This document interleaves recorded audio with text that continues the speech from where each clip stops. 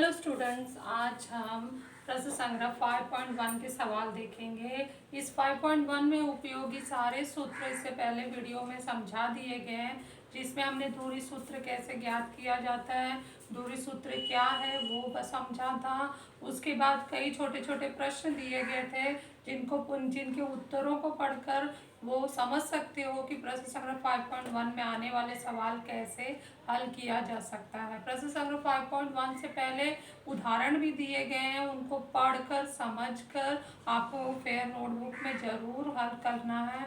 वो board exam GIS के हिसाब से बहुत ही महत्वपूर्ण है।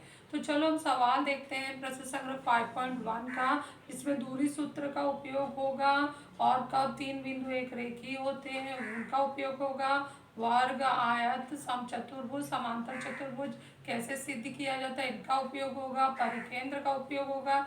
ये कई प्रकार के सवालों का संगम 5.1 में है जो बहुत ही महत्वपूर्ण है। और ये पार्ट 5 आप लोग के बोर्ड एग्जाम से बहुत ही महत्वपूर्ण है और सभी स्टूडेंट के लिए, क्योंकि कुछ स्टूडेंट को प्रमेय थोड़ा कठिन जाता है, लेकिन ये सब जो पढ़ने से, सूत्र पढ़ने से, सूत्र के सवाल करने से ये सवाल बहुत ही आसान होता है। उनको आसानी से अगर सही ढंग से हल करें तो पूरा नंबर भी मिल सकता है।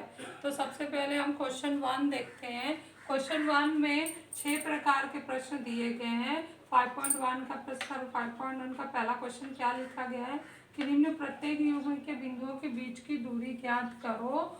जिसमें कुल क्वेश्चन 1 में कुल 6 प्रश्न दिए गए हैं। 6 एक जैसे मेथड होने के कारण मैंने 3 जो थोड़े अलग अलग हैं ढंग के दिखाई दे रहे हैं वो मैंने चूज कर लिया है और आप लोगों को यहाँ करना समझा दे रही हूँ। इसी मेथड से आप तीनों सवाल और जो इसके हैं कर सकते हैं। क्वेश्चन 1 का तो कुल 6 उप प्रश्न हल कर सकते हैं। तो जब भी बोर्ड में एग्जाम में आए उसका मेन क्वेश्चन नंबर, उसका उप नंबर आप लोगों को डालना है। तो जैसे ये क्वेश्चन 1 का 3 मैंने लिया है तो R0-3 निर्देशांक है, S का निर्देशांक 0 5/2 है और बोला है कि डिस्टेंस RS ज्ञात करो, किन्हीं दो बिंदुओं के बीच की दूरी ज्ञात करो। ये हमारा मेन क्वेश्चन है। तो जब करना है तो हमारा उत्तर हम ऐसे स्टार्ट करेंगे। आप लोग ये पेन से क्वेश्चन लिख लिए हो तो पेंसिल से उसके नीचे x1 y1 पहले r के निर्देशांक को लिख दिया और दूसरे बिंदु के निर्देशांक को x2 y2 लिख दिया। और अगर तीसरा बिंदु है तो x3 y3 लिख देंगे, चौथा है तो x4 y4 लिख देंगे। तो सबको उसको निर्देशांक चिन्ह द्वारा दर्शा देना है ताकि सूत्र बनाना आसान हो जाए। इसके बाद हमने जो बिंदु निर्देशांक माना है उसको माना करके लिख देते हैं कि माना r x1 y1 है और s x2 y2 है। उसके बाद तुलना कर लेते हैं तो हमारा x1 किससे मिल गया 0, y1 -3, x2 0 और y जो y2 हमारा 5/2 हमारा y2 मिल गया। अब हमारा मेन क्वेश्चन पे हम जाते हैं, डिस्टेंस RS निकालते हैं। तो डिस्टेंस RS बराबर है, सबसे पहले सूत्र लिखेंगे तो हम यहाँ सूत्र लिखते हैं x2 - x1 whole square plus y2 - y1 whole square. अभी कोई बच्चा ऐसे भी कर सकता है, क्योंकि जब सूत्र में पहले वीडियो में समझाई थी तो उसमें बताई थी कि x2 - x1 होल स्क्वायर लिखो या x1 - x2 होल स्क्वायर लिखो, y2 - y1 होल स्क्वायर लिखो या y1 - y2 होल स्क्वायर, दोनों भी सही है। आप इसी सवाल को ये जो क्रम है बदल कर हल कर सकते हो, उत्तर सेम आएगा। तो चेक कर सकते हो। तो अभी फिलहाल जो सूत्र निकला है वो ऐसे कर सकते हो। कभी तुमने x1 को आगे लेकर कर लिया यहाँ y1 को तो कोई फर्क नहीं पड़ेगा। अब हम यहाँ मान डालते हैं तो x2 का मान हमारा क्या है, x2 है 0 माइनस x1 क्या है 0 प्लस y2 हमारा क्या है 5/2 माइनस y1 -3। यहाँ बड़ा ब्रैकेट लगा देते हैं, जब ब्रैकेट के अंदर ब्रैकेट आ जाए तो बड़ा ब्रैकेट लगा दो, -3 हो गया, फिर बड़ा ब्रैकेट बंद और उसका वर्ग। तो ये हो गया हमारा क्या आया 0 - 0 0 का वर्ग प्लस यहाँ पे आ गया 5/2, ऋण ऋण धन गुण हो जाएगा 3, उसका वर्ग 0 का वर्ग 0 और ये कोष्टक में हल करते हैं तो 5, 2 3 आई 6, तिरे गुणा करना है 2 का 3 से, और यहाँ बटे में 1 है, 1 का 5 से, तो ऊपर अंश आ गया। अब 2 1 कम 2 कर दो तो 2 आ गया, वर्ग शून्य हम हटा देते क्योंकि वही संख्या अब आएगा 5 धन 6 11 बटे 2 का वर्ग, और ये वर्ग और ये वर्गमूल है, दोनों अब कट जाएगा तो बचेगा क्या 11 बटे 2। तो डिस्टेंस आर एस आ गया 11 बटे 2 हमारा। अब नेक्स्ट हम क्वेश्चन 1 का फाय देखते हैं, उसी मेथड से ये सब लिखा गया है।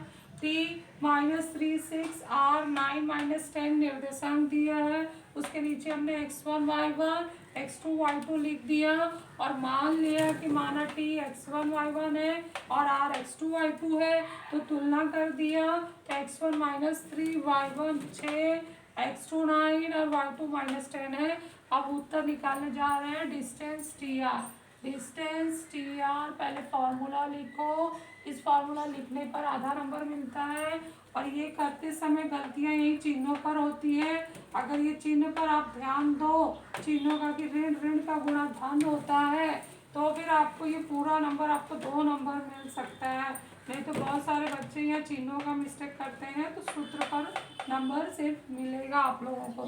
तो यहाँ सूत्र लिखते हैं x2 - x1 whole square plus y2 - y1 whole square बराबर हो गया। यहाँ पर मान रखते हैं हम, यहाँ x2 है 9 - x1 है -3, तो -3 ब्रैकेट लगा दिया, तो इसको मैं बड़ा कर देती हूँ, प्लस इसका स्क्वायर हो गया जो ऊपर लगा स्क्वायर, फिर y2 - y2 हमारा कितना है -10, और y1 -6 का वर्ग, तो ये हो गया 9 माइनस माइनस गुणा हो गया प्लस 9 + 3 का वर्ग प्लस, और ये -10 -6 -16 जोड़ने पर आया। बहुत ही आसान सवाल होते हैं अलजेब्रा की तरह, झट से। ये हमारा भूमिति अलजेब्रा, भूमिति का अलजेब्रिक रूप, ये निर्देशांक भूमिति है। ये हो गया 16 का वर्ग हमारा, तो बराबर करके हम ऋण का वर्ग करेंगे तो धन ही आता है। 12 का वर्ग 144 धन 16 का वर्ग 256, जोड़ देंगे 6 4 10 0 5 4 9 1 10 कुछ 0 2 1 3 1 4 20, 400 का वर्गमूल 400 आया, 400 का वर्गमूल 20 होता है। ये डिस्टेंस टी आर है हमारा। नेक्स्ट हम सवाल देखते हैं क्वेश्चन 1 का 6 w - 7/2 और 4 है, और x जो है 11 4 है। w को माना हमने x1 y1 और x को माना हमने x2 y2, तुलना कर दिया, तो x1 - 7/2 आया, y1 4 आया, x2 11 आया, y2 4 आया। अब हम क्वेश्चन के हिसाब से डिस्टेंस निकालते हैं इन दो बिंदुओं के बीच का, तो सूत्र लिखेंगे। चाहिए तो आप सूत्र बदल के लिख सकते हो, x1 - x2 whole square plus y1 - y2 whole square बराबर हो जाएगा करने में। x1 हमारा क्या है -7/2, x2 11 स्क्वायर प्लस y1 हमारा क्या है 4, y2 4। अब यहाँ बटे 1 लगाकर अंदर का भिन्न सॉल्व करो, तो ये 2 -7 एकम 7 -7 2 11 गुणा हो जाएगा तो 22 -22 बटे 2 एकम 2 वर्ग प्लस 0 हो गया 4 - 4 0 का वर्ग बराबर हो गया, 0 का वर्ग 0 होता है। यहाँ पर हम करेंगे तो -29/2 का वर्ग प्लस 0, और फिर ये माइनस का वर्ग धन ही होता है, तो यहाँ पर हम 29/2 का वर्ग लिखेंगे और बाहर निकालेंगे तो ये आ जाएगा 29/2 डिस्टेंस WX। तो ये आपने अभी 2 नंबर का सवाल कैसे बोर्ड में करना है देखो मैंने यहाँ x1 आगे लेकर किया, उत्तर वही सेम आता है। तो चाहे आप x2 आगे लो चाहे x1 आगे लो, उत्तर सेम ही आएगा, क्योंकि हम वर्ग कर रहे हैं। तो वर्ग करने से ऋण का वर्ग धन होता है, धन का वर्ग धन होता है, उत्तर सेम आता है। तो ये क्वेश्चन 1 में जो टोटल 6 सवाल है उसमें से 3 आप लोगों को करके दिखा दिया गया है। अच्छे से इसी तरह से साफ सुथरे ढंग से आपको फेयर नोटबुक में each and every sum question 1 के 6 सम कर लेना है और साथ में प्रैक्टिस करते रहना है।